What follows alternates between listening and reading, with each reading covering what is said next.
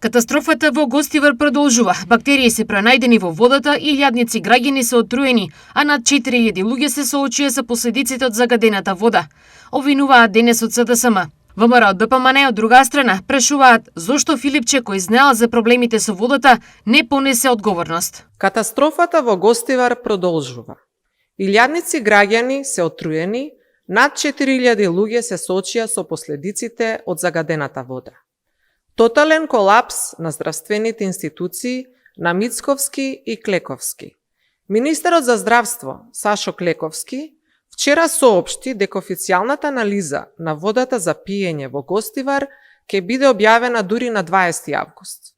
Во водата има опасни бактерии, а граѓаните на Гостивар сега треба да чекаат уште 2 недели за официјалните резултати.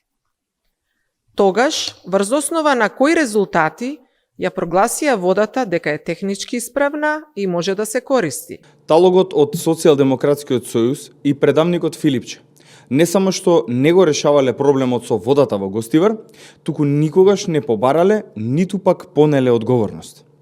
Документите кои ги споделувавме во јавноста од испитувањата покажуваат дека во времето на Социјалдемократскиот сојуз и Венко Филипче биле евидентирани случаи на небезбедна вода за пиење во различни населени места низ државата, како и во Гостивар. Но денес се поставува едно уште поважно прашање, а тоа е дали некој од тогашната власт побара одговорност. Дали некој директор бил разрешен? Дали некој градоначалник пак бил повикан на одговорност? Одговорот е не.